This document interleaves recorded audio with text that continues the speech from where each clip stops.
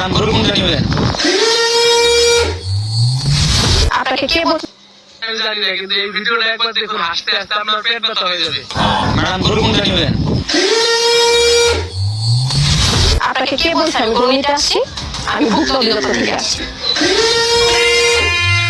আপনার গরু শিঙে এত ছোট কেন? এটা নিশ্চয় চুরি গরু, এটা লুট করতে হবে। গরুর রং কালা কেন? কালা লাগাইছেন, আলকাতরা দিচ্ছেন, এটার মধ্যে ভেজাল আছে। এটা লেটেস্ট পাঠাও। গরুর মাছ কি ঠিকঠাক আছে? নন্দন করুন। এ আছে কেন? এটা জমা দাও। এই গরু বাক্কে, এটা গরু, এটা বাসায় নিয়ে যাও। এই গরু তো লেট ছোট। এই গরু মালিক আর টাকা দিবে না, আর 15 বছরের জেল দেওয়া হোক। ম্যাডাম গরু একটা জরিমানা করলেন আর গরু 4 লাখ টাকা। এই বেশি কথা বলি, এর 50,000 টাকা বাড়ায় দাও। একটা গরু ক্যাম্পাস করে নে, এটা তো হাইজেন মেনটেন হইল। গরু মুখে মাস্ক কই? এই গরু তো বেশি মুখাগুতি করে, অশিক্ষিত গরু। এগুলোর নাম কি? না নাই নাম নেই, তাহলে হারিয়ে গেলে খুঁজে পাবেন কেন?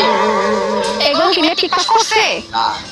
নাবালক গরু, এটা 2 বছরের জেল, 2 লাখ টাকা জরিমানা দাও। লেডিস গরু, পেটে বাচ্চা আছে? এই ল্যাব টেস্টে পাঠাও।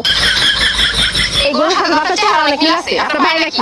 না না ভাই, এই গরু দিয়ে টেস্ট করাতে হবে, ফরেনসিকে পাঠাও।